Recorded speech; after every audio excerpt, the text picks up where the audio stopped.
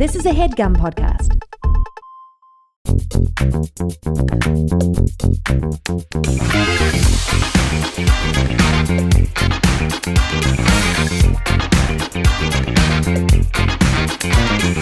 Hello and welcome to Perfect Person, the show where I'm perfect and you are a person.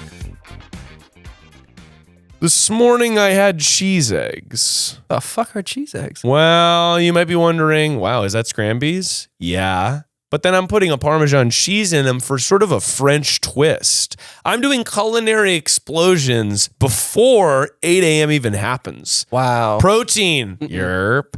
Cheese, yeah. And I'm sort of doing it in a way that is French. I'm sort of... You're a chef? I'm a chef. Yeah. I'm going to the Culinary Institute before most people are even up. I'm in my kitchen and I'm whipping my little eggs and I'm... How many eggs? Well, I make 3. 1 for me, and it's like 1.5 for me, 1.5 for Juge, my baby. The baby, he's eating the same amount as you? Oh, he'll chow. Oh, he'll fucking take down 2 eggs. If I make 2 eggs, he'll eat the entire thing. He's a monster. He might be taller than you someday. He will be. He's going to be gigantic. Yeah, because Sarah's also too. tall. He is humongous, and he towers over other kids that are his same He's age. be a fucking bully, baby. No I love way. it. I know. The fear is that he's a bully. You both are so wonderful. We'll teach him to be just like Dexter. Yes. Speaking of, Well, yeah. in the studio, speaking of, my favorite sociopath in the studio today, Aria, welcome to the show. Obviously, I made jokes for years while we worked at BuzzFeed together that you were sort of a Dexter type, throwing bodies in the LA River, and everyone thought you were such a nice guy.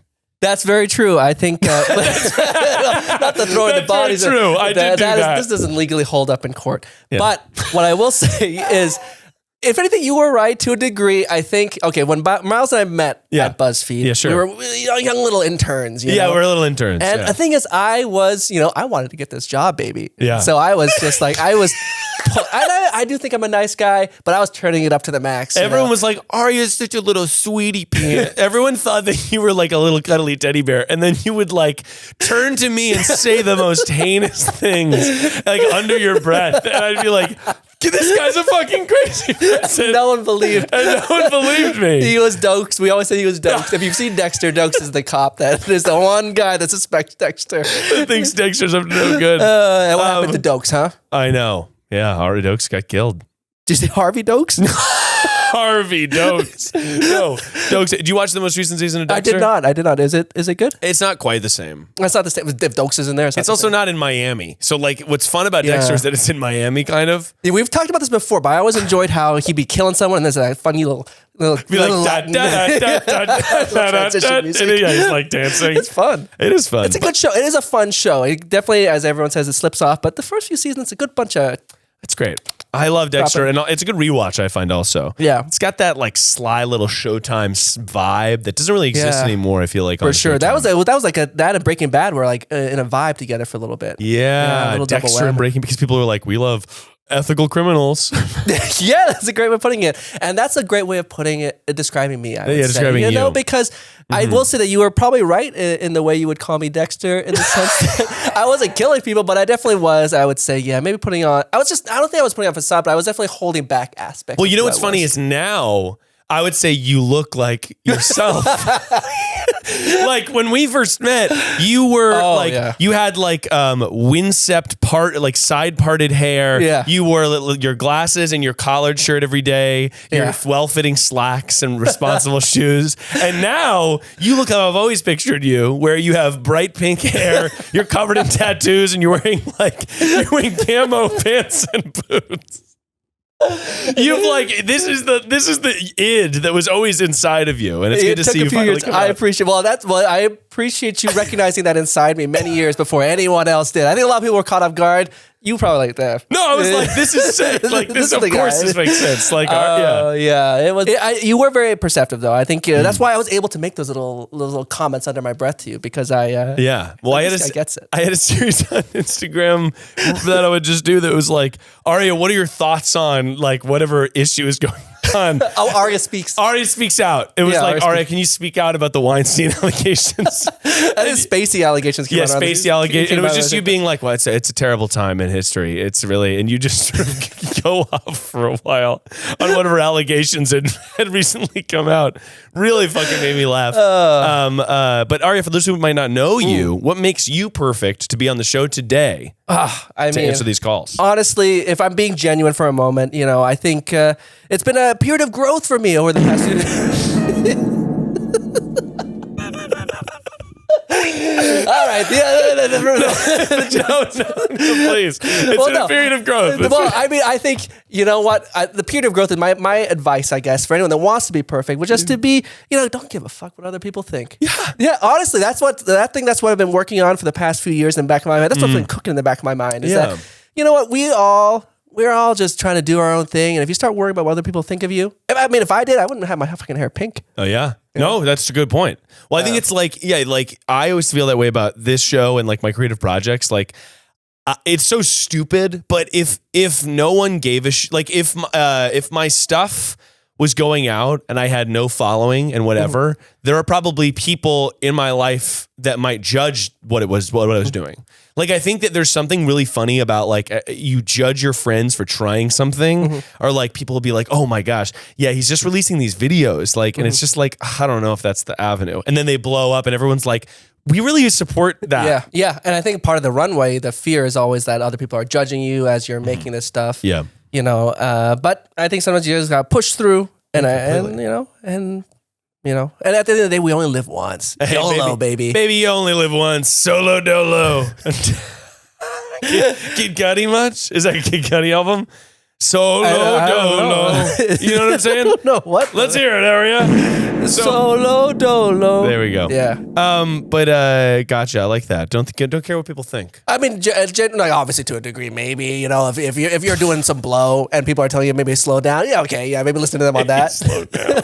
But maybe slow down, partner. If you're like you want to do some TikTok dances, go for it. By the way, I think TikTok's especially that way. You see a TikTok. Somebody dancing, it has 10 views. You're like, how sad. You see that same video, person dancing, video's no different, 10 million views, and you're like, whoa, this is pretty cool, huh? Yeah. And it's just dumb. Like, it's all the same type of thing. Aria, well, I love that advice. Oh, thank you. You're obviously also on the show because you're one of my friends. Yeah.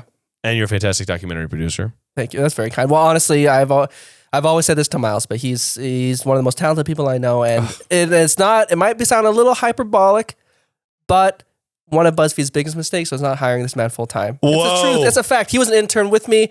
I got the job full time. I think maybe you were too white, too straight, maybe, but creatively, I'll let you say that. But creatively, I mean, you were just. I mean, we've seen how successful you've been and all the great work you've done, both Try Guys. But when you went to the Try Guys, and now look at all this. Look at this. You don't see the empire he's built around off camera. You don't see the pile of junk in the corner. But truly, though, you're so talented and you work so hard. I know you're just a great guy. Genuinely, you and Sarah, their wedding, I cried. What can I say? It's a pleasure. Nice but yes, that was just me. I'm bad at receiving compliments, and so I'm really felt bad I had at it. to. But I'm gonna receive it right now. I'm gonna absorb it. Hang on. You should. Thanks, man. No, I really do appreciate you saying that.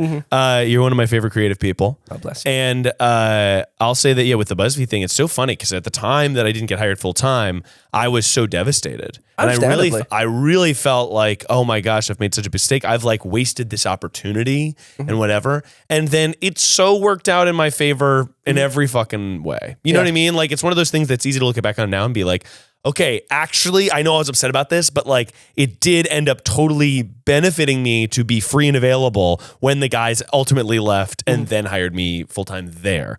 So it's like, it's just so funny how this stuff works.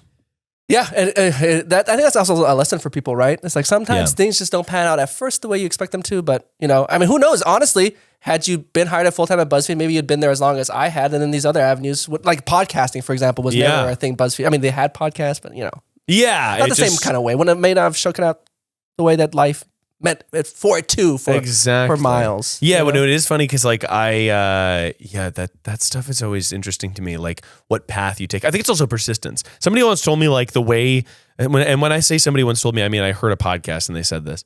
And in a way, they told me because they told me. Yes. Yeah, through their words. Yeah. They weren't talking to me. Yeah. They were talking on a podcast. But yes. The point is that they were like, success in show business is just persistence. Stay there. You fail, just stay where you are and just keep doing it. Because I think that like the only way to truly fail is if you're like, okay, I get laid off from BuzzFeed or like the program ends, I don't get hired full time, and then I'm like, okay, you know what, that was such a failure. I have to move back to North Carolina and I'm just going to work at the DMV. And that's fine. Some people do that. But if you want to be successful in show business, you just have to maintain and just be like, I'm just going to stick around. And then you're going to be available for additional things. Hang on, Aria. I was waiting for it. I'm so glad I got to see it in person. You get to see his cheek in my face. I know. Too. I'm cheeked up, ready to put it in your face. I liked what I saw. I won't lie. Don't tell Sarah. Well, Aria, we've got to get to the phone lines. Oh, hell yeah. I'm ready. Because people are calling in and they need our help. And by the way, if you're out there listening, if you like the show, then subscribe it on whatever platform you're listening to, YouTube, Spotify, etc. So you don't miss an episode, because next week's episode is going to be so good that it's going to be crazy. And if you can't get enough of the show, then guess what? Now you can by joining the Patreon and listening to the bonus episodes on Friday, as well as regular episodes of the show with an extended cold open, including this one. We talked all about Aria's upcoming documentary that is fucking so riveting, and I'm so excited for you to finish it because I cannot genuinely wait to watch it. So go to the Patreon to get bonus episodes. I call back people from the show. I do bonus episodes on Friday and all that other good stuff. So until then, we have some very nice callers today, Aria. Oh, I'm very excited for this. Miles, you gotta help. I think I have pink eye, but it's like very early stages. If you know how to get rid of it, that would be great. Because my birthday's tomorrow, and I'm trying to canoodle a person. Please, thank you, help me. Bye. That moment when you have pink eye, but you want to dick down. Yeah. Okay. Wow. Yeah. It's game time, baby. DraftKings Sportsbook, an official sports betting partner of the NFL playoffs, is bringing you an offer that'll help make the playoffs electrifying. New customers can bet $5 on any game and get $200 instantly in bonus bets. Download the DraftKings Sportsbook app now and use code PerfectPerson. New customers can bet just $5 to get $200 instantly in bonus bets.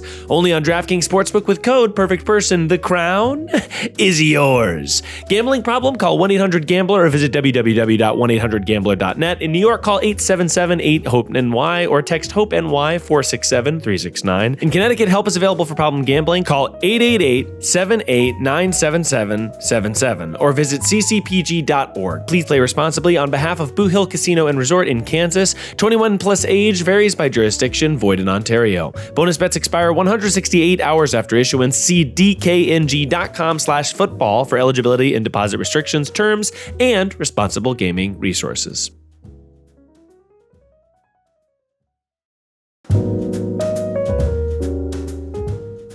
Ham and cheese, olive oil and bread.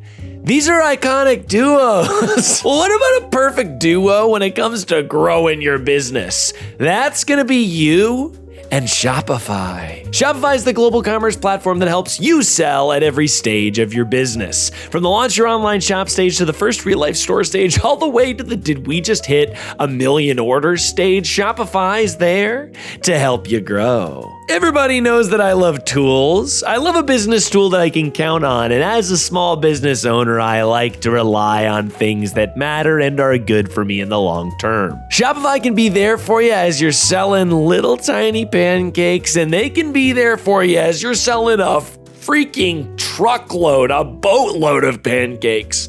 Till you're a Fortune 500 company and you're selling pancakes to every man, woman, and child on the planet. They can scale with your business from when you're small to when you're big, because that's what they do, baby. Shopify powers 10% of all e-commerce in the US, and Shopify is the global force behind Allbirds, Rothy's, and Brooklinen, and millions of other entrepreneurs of every size across 175 countries. Because businesses that grow with Shopify. Sign up for a $1 per month trial period at shopify.com/perfectperson, all lowercase. Go to shopify.com/perfectperson now to grow your business no matter what stage you're in. Shopify.com/perfectperson. Have you ever had pink eye? I have not had pink eye. Thank the Lord. Why are you so happy? You're surprising. Guy like you? Really? I'm surprised. No, really? You've never had pink eye? I'm a clean boy. Oh, good. Yeah. Oh my God. Hi, doctor's calling. Thanks for calling Perfect Person. Oh my God. Hello. I'm here with my friend Aria, and we are about to cure your pink eye once and for all so you can dick down. Perfect. Mm-hmm. Thank you so much. This is amazing. Okay, well, first of all, I'm here with Aria. Aria, want to say what up? Hey, what up? What up, Aria? What up? Hope the pink eye is not too painful. So why don't you tell us what's going on and who you're trying to dick down? Yeah, exactly. So I woke up this morning and I had some gunk in my eye, and I'm just trying so hard to get rid of that. I had pink eye like 2 years ago, and so I saw the gunk. I was like, I do not trust this. But I've just recently started having silly casual sex with a friend, and I would like to continue doing that. Well, my question is, okay, so pink eye, and I hate to get too graphic here, but it means that you have fecal matter in your eye. Does it? Yes. That is the origins of... Oh, I thought you could get from scratching. No? No, you can't, and I don't want to... I mean, I guess I'm just curious. Do you know where you might have gotten fecal matter in your eye? You do. So that's a yes. So that's an unequivocal yes, obviously. No, Miles, I don't. I swear.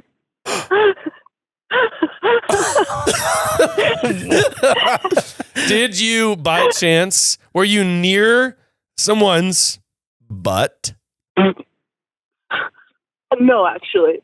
I don't believe you. Yeah, I'm sorry. No, I don't believe you at all. I don't believe you. Miles, please. Oh my God. What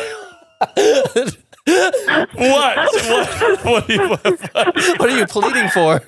It must have been. I have a bad habit of rubbing my eye always, all the time, and so I must have just not washed my hands well enough at some point. Yeah. Yeah. Maybe you did a little poop and some flecked off into a head. Okay, yeah. Maybe it was just sorry. The good news is you didn't get it from anyone else. It was just you generally being unsanitary. I'm just throwing out potential alternate options. Okay, well, we haven't given you a fake name. Ari, can you give a fake name? Jocelyn. Jocelyn, my question for you is, yesterday, did your eye feel a little like, okay, this is a little weird. I'm kind of blinking and it's a little weird. And have you hooked up with this person in the time that it's felt a little weird before it was full-blown pink eye? Last time I hooked up with this person was on Tuesday, and I didn't notice anything yesterday. I only started noticing things today. The likelihood that you got it from this person is kind of up there. Right? Miles, you're really on this train that this was passed through. I just feel like it's like, yeah, you have one day of like, what's the word? And there's the bacteria is just kind of like, what's up? I'm just arriving. And then that's when the party really starts. It's like a weekend trip. The first day is not and then people really go hard the second day. And that's when the pink guy's like, by the way, I'm here to party. I think what you got to say is, okay. Well, first of all, you have a very contagious Yeah. You could possibly wear an eye patch. What do you feel about that, Aria? That's exactly what I was thinking. A little eye patch. Oh no! It's a look. It'd be a look. Let me tell you something. Yeah. Have I considered wearing an eye patch? Just on the daily, just for fun. The fleeting thought crosses my mind. But yeah, an eye patch. And you know what? Maybe ease that into some role play. Yeah, pirate role play. It's not a bad idea. You know? Hey, I'm a sexy little pirate. Can you get my booty? And then this person, what? Can you give a fake name for the person you're hooking up with? Log.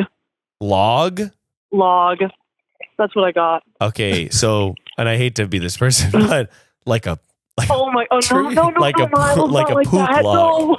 No, Miles. Sorry, this is really like this person gave you pink eye. If your subconscious is telling you to call this person log, then it's just gotta be that. Yeah, I think you gotta either say Pink eye cleans up pretty quick.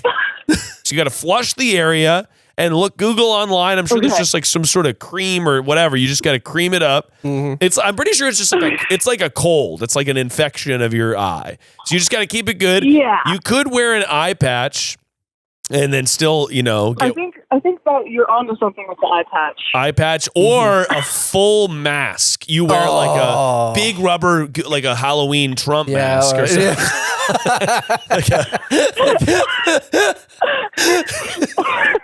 And if Log still wants to get down with it, yeah.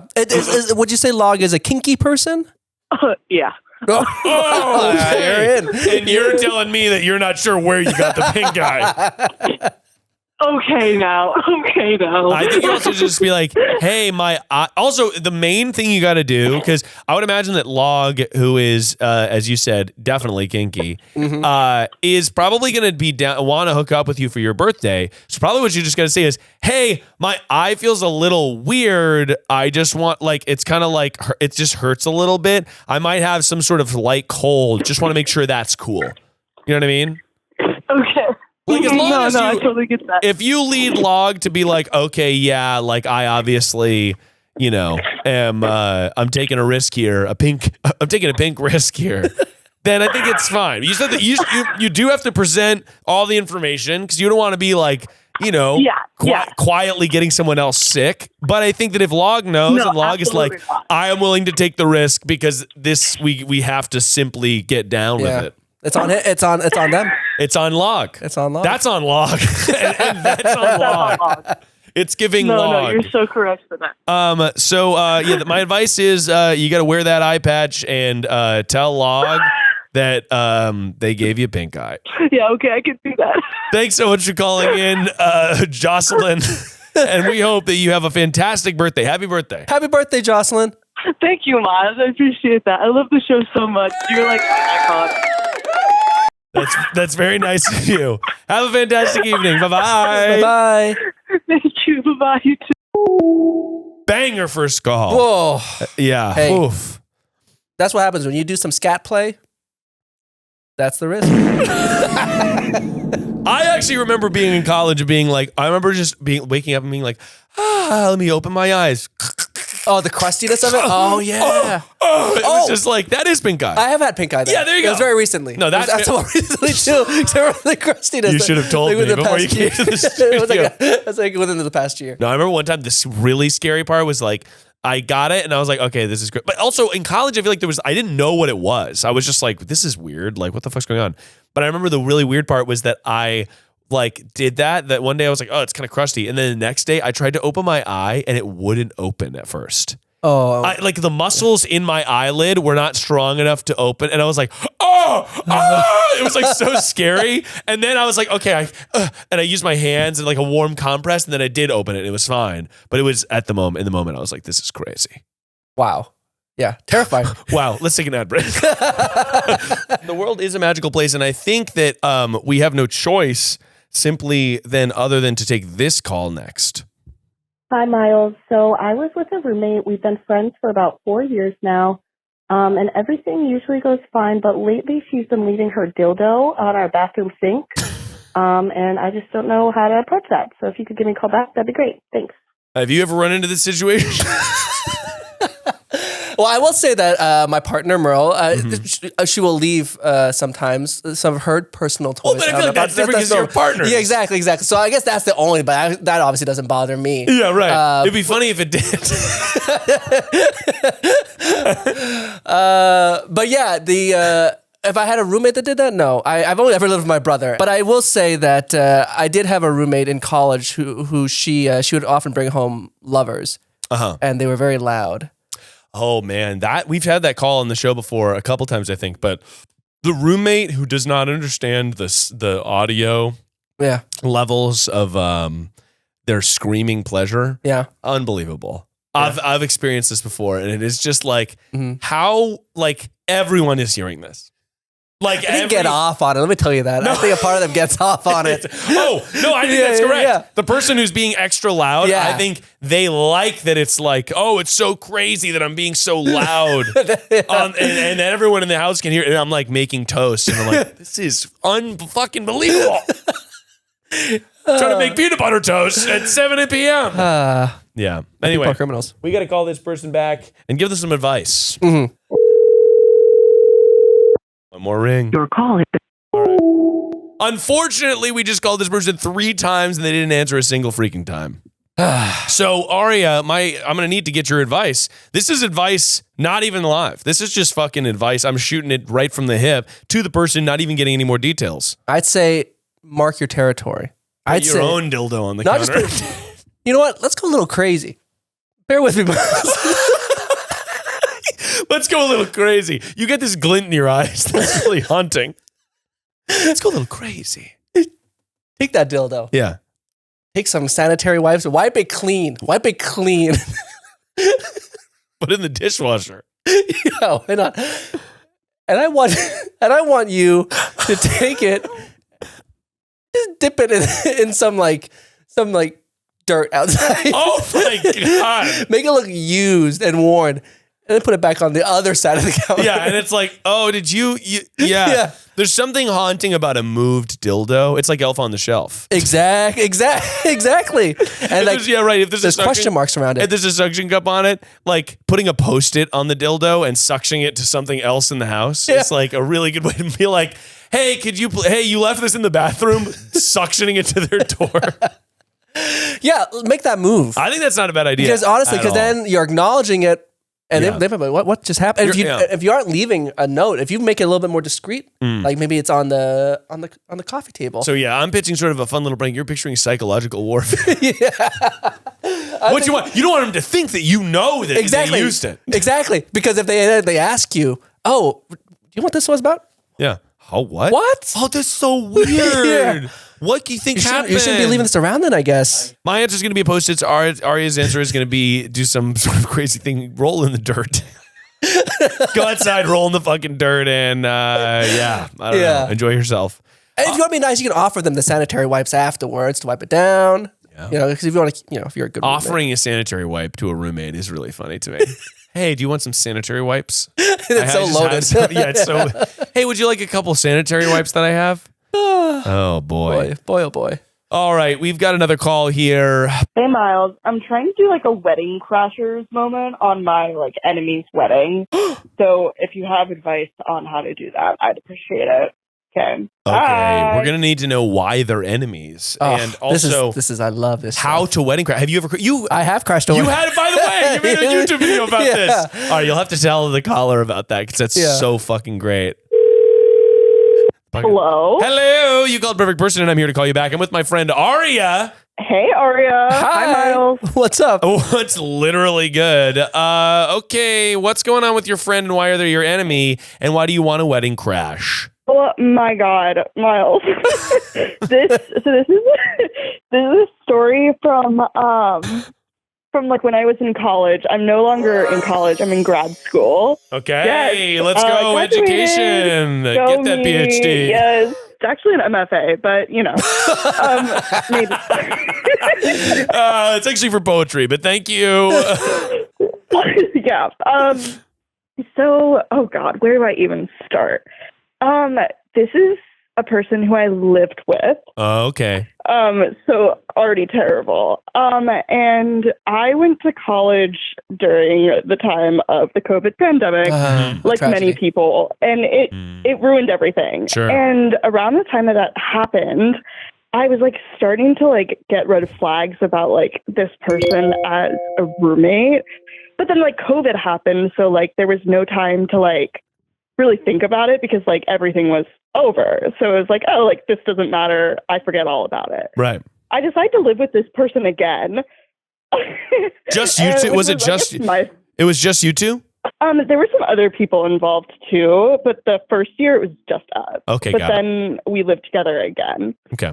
And then when we lived together again, that's when everything started going crazy. They started they had some really bad personal like habits, and then started going down the whole like alcohol, like drug addiction train. And I was like, this just isn't good. For sure. And we were like, dude, like, we're worried about you. Like, I'm like worried about everything that's going on.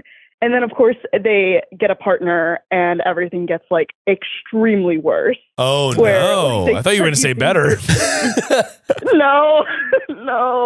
And like, so things just like start getting worse. And then like they started getting better after that, and they started cleaning up their problems. But then they were like, I'm done with college. I'm giving up everything. This is the girl of my dreams. I'm marrying them. Okay. And we were all like, whoa. Like, whoa. Slow down a little bit. Yeah, a lot of hot and cold. Sure. Got it. Yeah, and that's kind of how this person is. And like, I wish them the best, but you know, they started dating this person. I really wish them the best, though. To be clear, I really wish them the best. I do. Because, like, I never want to see anyone, like... But you want to crash their wedding. Yeah, I'm going to crash their wedding, say to their face that I think that they're horrible, but I actually do really wish... No, but I want to do it for the drama. I love that. Hey, I love that. I love drama. Well, okay, I guess, like, I want to hear about the wedding, but I also want to hear, why specifically would you say this person is your enemy? Like, what was the wronging that they did to you in a specific scenario? Obviously, yeah, like it sounds like they were like getting too drunk and being messy, etc. But what was one of the things that they did to you specifically that has you kind of feeling like they're an enemy? Yeah. It was like partly like the fallout from like a lot of this, and also like them just trying to like turn people against me because like I guess in like their fog of everything, like I became one of like the outspoken like people of like, oh, like we're really worried about you. Like I was kind of like the spokesperson of like the friend group. Yeah, that's and tough. I was like, and I think they just blamed me, and then they started like trying to turn people against me and like talking shit about me. And then there was like, you know, a whole like text explosion where like they started like accusing me of like shit when I was like, dude, like I'm just like looking out for you and like trying to like help you in a lot of ways.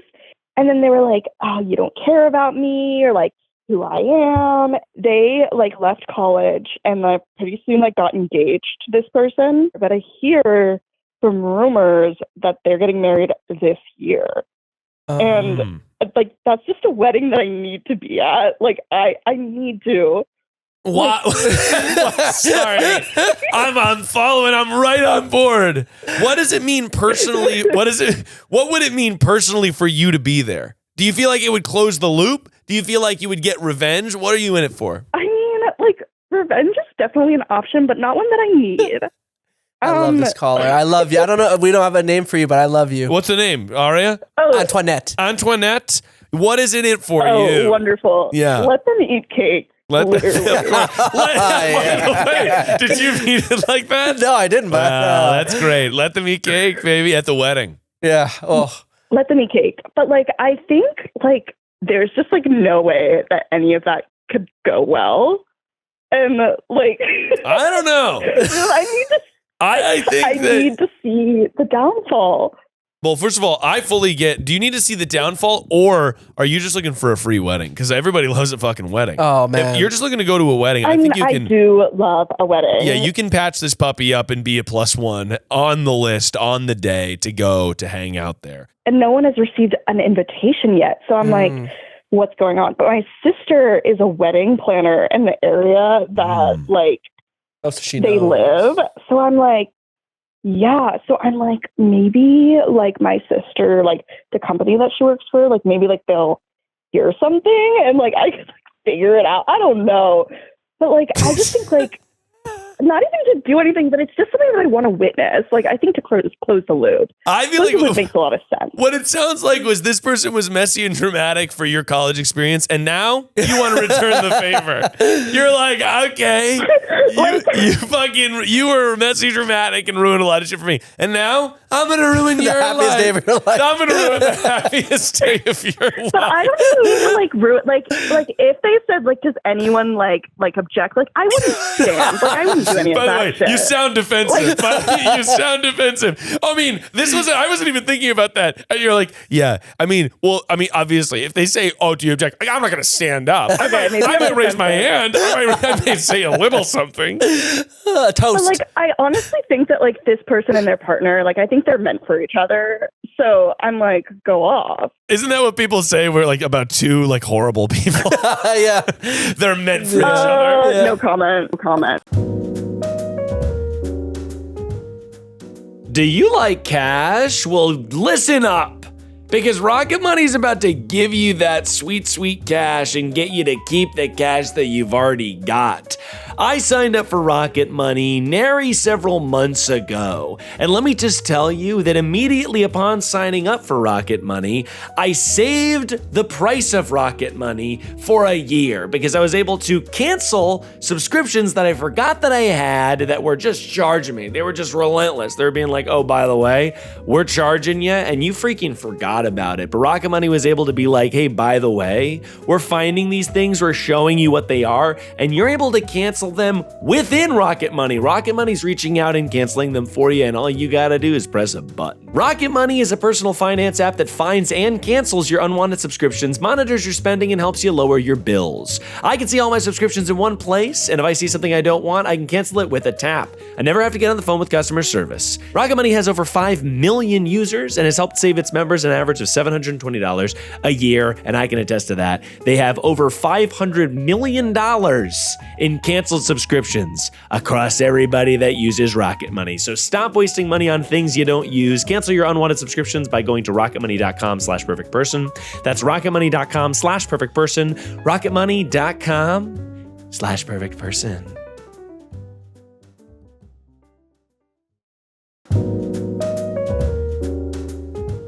If you just put learn a new language on your bucket list for 2024 as a goal, get ready to cross it off your list because Babbel is here to help you along your journey.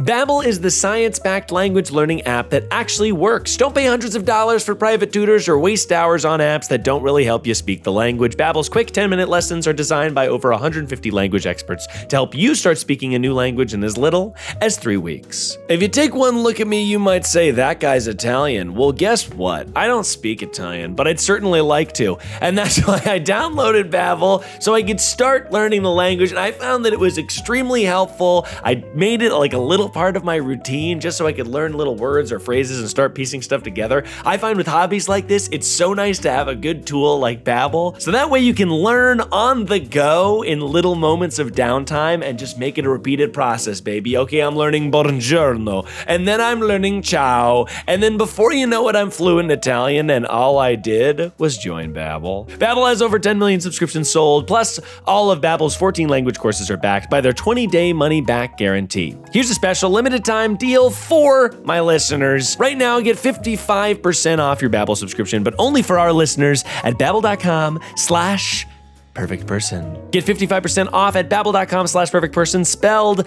BABBEL.com/perfectperson. Rules and restrictions may apply.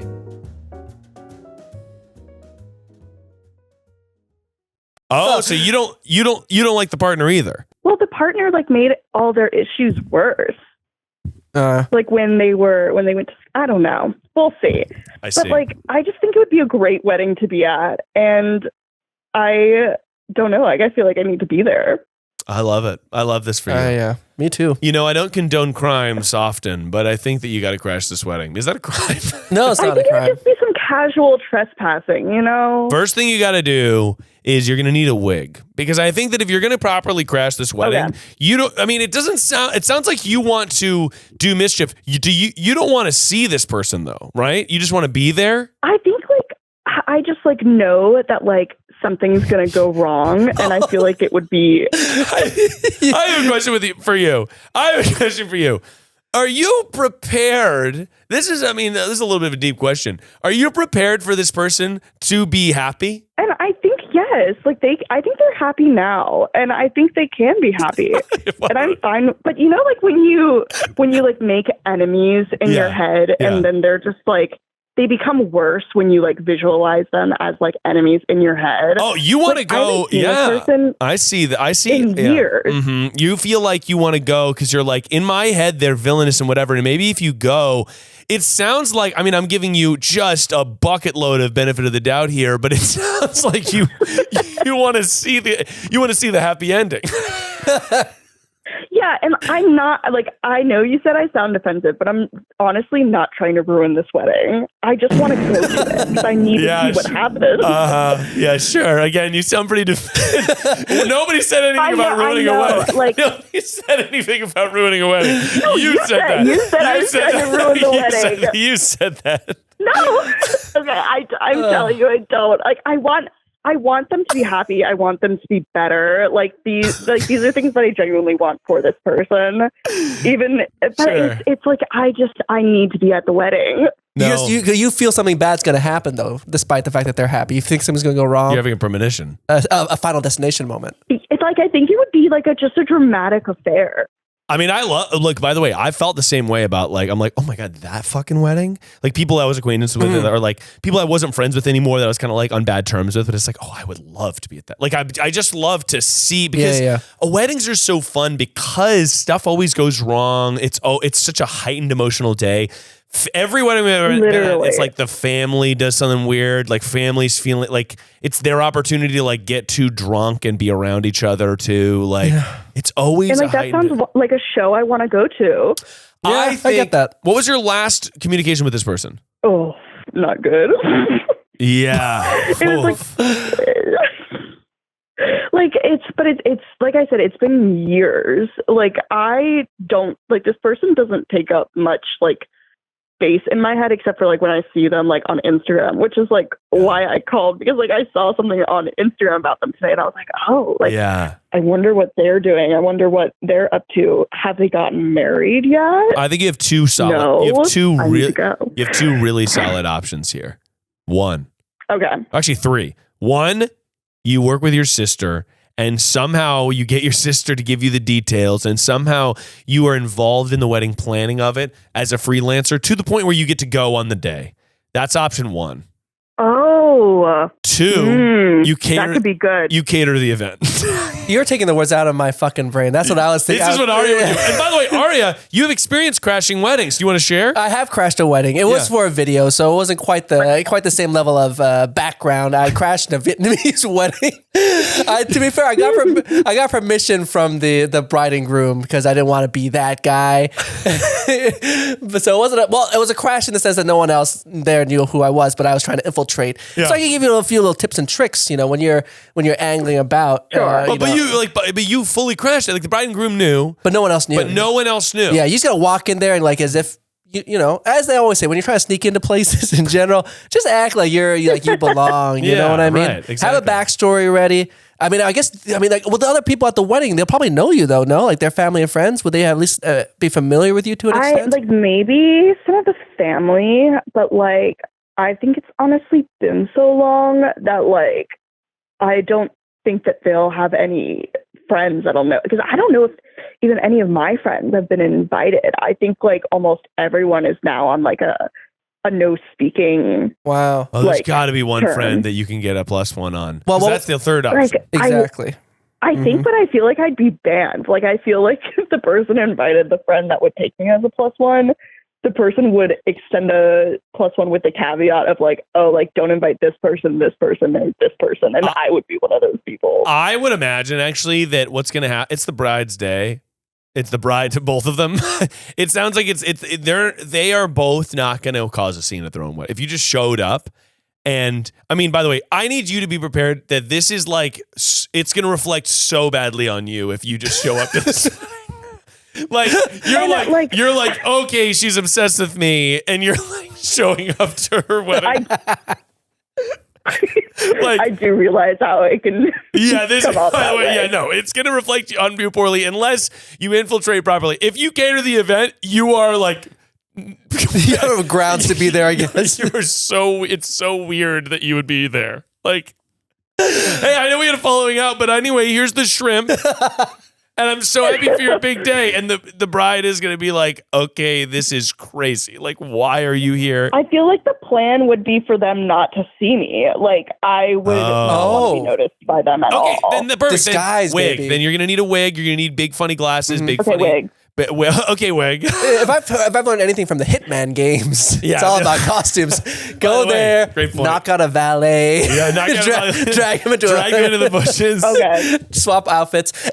Let me ask you this. One thing that helped me at the Vietnamese wedding was that I'm an Asian man. So I fit seamlessly. Is this a Vietnamese wedding and are you Asian? No to both. Oh, Got it. Okay, got me that.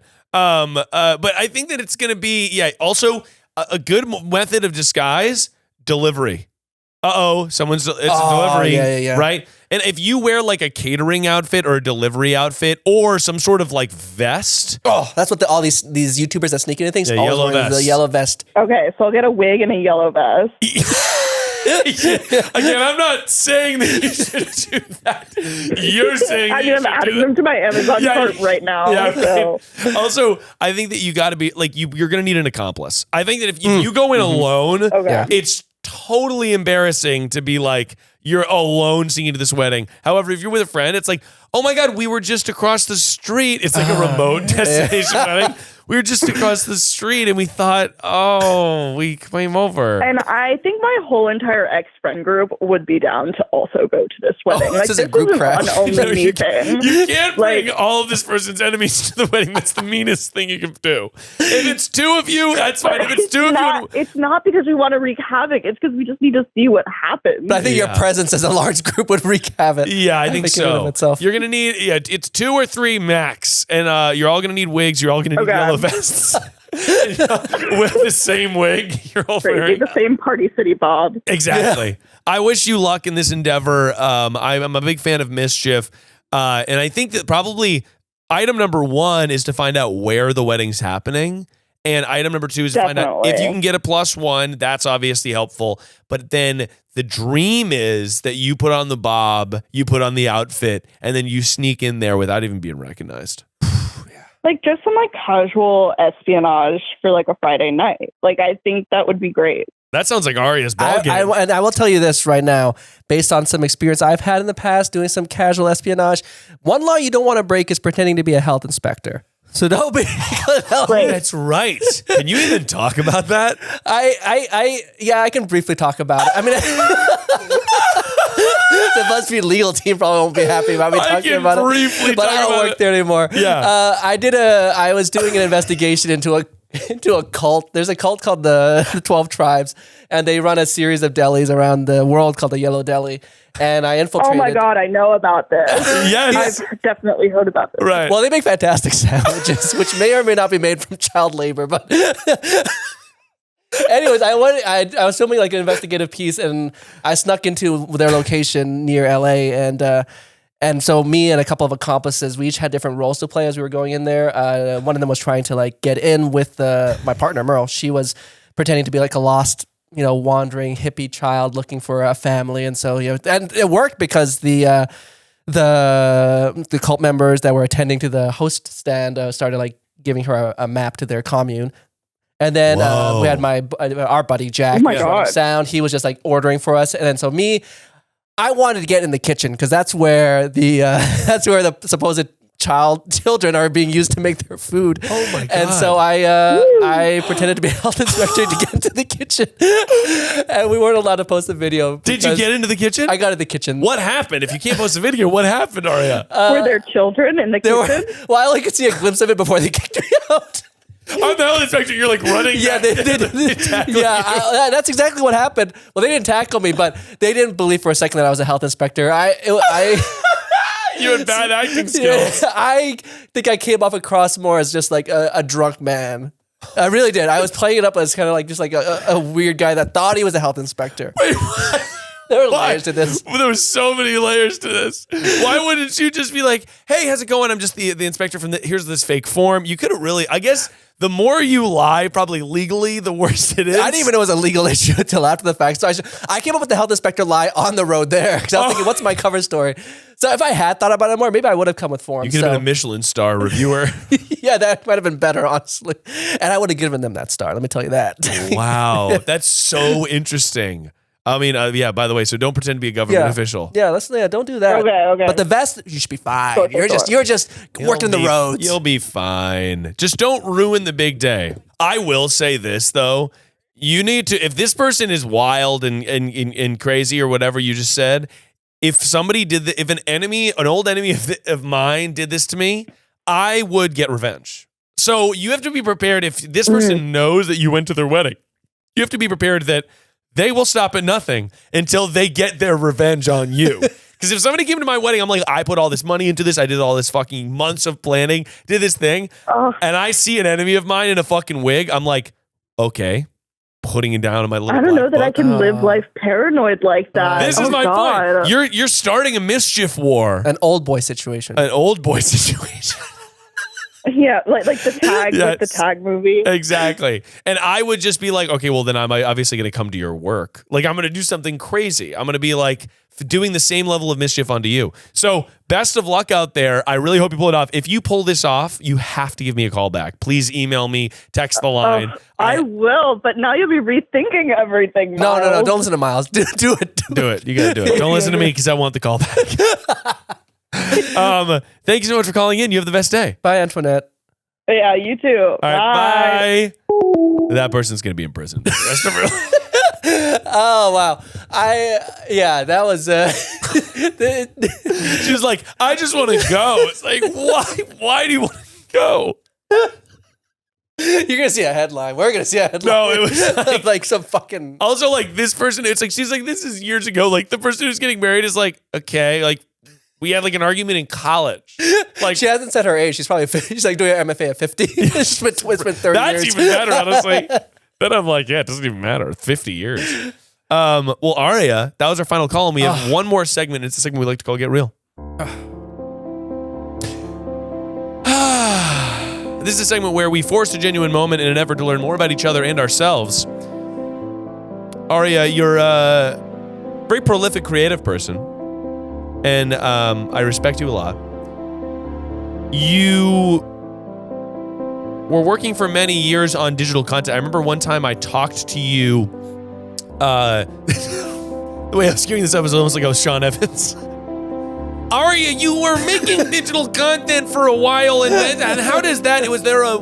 So you're making digital content for a while, but I've always considered you to be an amazing documentary filmmaker, and I'm curious if you can speak to the difference between making content and making art, specifically with documentary, and what were some of the struggles that you ran into while making stuff for BuzzFeed that now you feel like you're freed up to make with like less freedom to just make and post.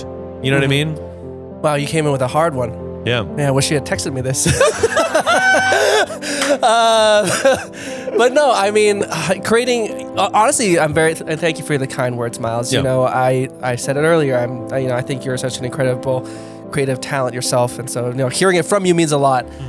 But yeah, I think I never set out to do digital content. The BuzzFeed job kind of just fell into the lap a little bit, and. But it was great. I am very grateful for my time at BuzzFeed because working in the unscripted space, I got to learn a lot of storytelling techniques because I never studied documentary filmmaking and I never thought documentary filmmaking would be something I'd be interested in.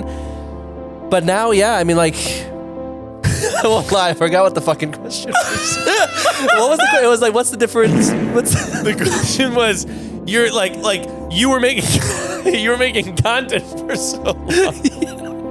And now, like, you're doing more traditional media stuff. Yeah. What do you find is, like, the biggest difference between the two, and what excites you about what you're allowed and able to do now? There we go. Thank you very much. I think it's giving the time to, when it comes to more traditional media or traditional, like the feature doc I'm working on, sometimes stories need time to breathe. Yeah. And sometimes, especially with like TikTok, I know TikTok's like, they're saying it's good to push longer videos, but in general, they still don't want you to make a 30-minute documentary on TikTok. And so for a lot of the stories I want to tell, sometimes they just take a little bit more time. A lot of the 2 products I'm most proud of in my time at BuzzFeed were like 30 minutes long, which is like, they don't do that at BuzzFeed. Yeah. I never did. And I know that more content creators are pushing stuff to that level. But anyways, I like the time that you can really spend to make a story breathe without kind of needing the cold open and all that kind of stuff that you kind of want, the hook you want to have on social or digital content. But also just being outside of BuzzFeed, no legal restrictions. Well, there are legal. The society's legal. Like California's legal restrictions. But I think, can fucking kill someone on camera. There's nothing wrong with it. Yeah. But like BuzzFeed, I meant so more like, because there's a legal team at BuzzFeed. Yeah. And there was a lot of micromanagement from people, I would say, that weren't very creative. And so they were hindering the creative process.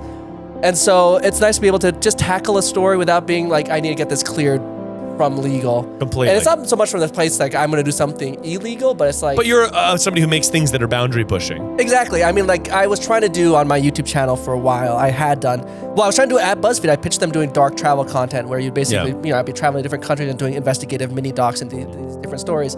And the pushback I got from like the production level, like creatively, my creative superiors were all for it, but then like legal and then finance, it became a nightmare. It's like one of our mutual friends puts it best when he says that BuzzFeed liked to cuck their own content. Yes. And I think, unfortunately, that's kind of what BuzzFeed did for a long time, which is why they're kind of in the situation they're in now.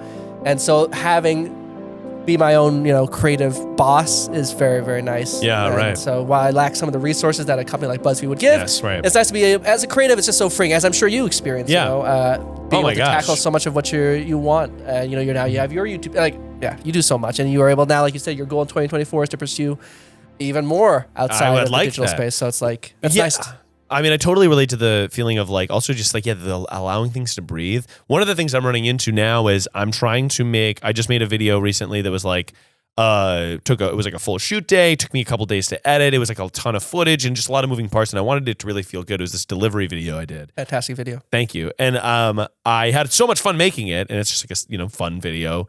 But I was like, this is not sustainable for me to make. I want to release. I know I almost have to, if I want my channel to thrive and survive, I almost have to release something every week. If not that, at least every 2 weeks. Like that's kind of the cutoff, because this stuff will continue to compound and you release more and more. But I'm like, I can't do this every week. I can't do this every 2 weeks. So I'm trying to figure out right now, I'm like, how do I like play the game where I can make a little short thing that's like me sitting at a desk, whatever, 6 minutes, 8 minutes, something like that I release every other week. And then while I'm doing that, like work on something that's longer form. It's really interesting because in my dream scenario, if I wasn't trying to really grow the channel and build something like that, I would be like, look, I'll make a video and then I'll make another video the next month. Like, and just spend time thinking about, okay, how do I really want this to feel and how do I really want this to look? And it is just interesting to be like, you kind of have to play their game in order to make the things that you want to make. I know. If you're making digital content. Yeah, exactly. I think you're beholden to a lot more rules, like even an algorithm, for example. Yeah. And that's not to say that obviously traditional media isn't full of its own rules and stumbling blocks. I mean, that's its own, like just trying to break into that is its own challenge, which many people unfortunately aren't able to even get into. Yeah. But yeah, I think digital media it's tough. But I mean, you're killing it, baby. Thank you. I appreciate that. I mean, the fact that you want to do then, if you're doing a weekly YouTube video, you're doing basically 3 video edits a week. Yeah. Blows my mind. It's just crazy. I just need to, and I'm a fast editor, but I just need to build an infrastructure where it's like even more sustainable. Or like a lot of these YouTubers, like you have like Ludwig and Moist Critical and these guys who just make a video and they just have pre-planned it, or it's really either there's no editing, it's just them at a camera talking, or it's pre-planned to be like a pop culture news thing that they're just talking to camera really quickly and it's a shorter video. And I'm like, that is attractive because it's like for people who just want to watch something. Yeah. I think about that too, like a documentary like Tickled, which I love and I know you like too. Yeah. If that was put on YouTube, it would not be served to people because people would see the first 60 seconds and it wouldn't be grabby because they're not on that, so they'd be clicking off, so it's not served to anyone. But the whole point of a documentary is that you have to watch the arc and you slowly get in and then you're there till the end and whatever. And there's something, you have to sacrifice it. That's why it's like I want to dip my toe into thinking with that mainstream media brain again, because I want to make stuff that has an earned payoff, and I want to make stuff that's a little slower paced and is like built for longevity, not built for just somebody to click on while they're on the toilet. That's totally right. Earned payoff is the right way of describing it, and you're going to earn that payoff with having that time to let that payoff build. It's like trust too. Exactly. When you watch a documentary on Netflix, you've trusted that the money that they've put into it and they've bought it and they put it on there, you trust that there's gonna be a payoff. And I think with YouTube, that trust isn't there as much because people can just click anything else, and you're like, I can watch anything. Anyone can upload. I can watch anything. I mean, it's a struggle, right? It's like I've often thought that the period in my life right now definitely feels like I'm at diverging paths. It's like, do I really want to keep leaning into more digital content, or I just want to go full in on like the traditional media, which is, I think I am going down that path for now, giving that a try. But it's difficult because I think, that's something that we've both have been in for almost a decade now. Yeah. We met in 2017, so okay, maybe not almost a decade, but we've been. Feels like a decade. Yeah, feels like longer. But that's the creative struggle. Yeah, that's and it's good too. It's fun. It's a good problem to be in, and it's cool to think with different parts of your brain and to like dip your toe in a little bit of all of it. But Aria, thanks so much for joining the show. Thank you for having me. You're the best. Aria, why don't you tell people about your brand new podcast? Yes. And your social channels and all that. Absolutely. Well, actually, my podcast is pretty much the only digital content I'm making right now. Yeah. Like I mentioned, I don't really do anything on my YouTube channel anymore, but I do have a podcast called Borderline Inappropriate with my partner Merle. Merle. Yeah, we love Merle. Even though she does leave her toys around. But hey, that's what makes me love her more. But Merle and I, every week on Borderline Inappropriate, we tackle taboo topics, uncomfortable situations. We talk about things like open relationships, pay transparency, all the kind of things that we might not be so comfortable to bring out in the open. We that's right. Push you do some move the little thing. Yeah, so that's been really fun. It's been great to be able to do something together, and that gives me a little creative outlet in the digital space while I pursue also my traditional media endeavors. So yeah, check out Borderline Inappropriate. Yeah, that's on awesome, YouTube, guys. All streaming platforms. Check out Borderline Inappropriate and check out Aria's stuff at Aria. What are your social handles? It's at Aria Inthavong. Yes. Yeah. I wish I could have the at Aria handle, but I think that fucking hotel took it. At Aria Hotels. Check out Aria's stuff. And until next time, if you have a problem and you're wondering, how do I even solve it? Just remember that no matter who you are or where you are, perfection is only a call away.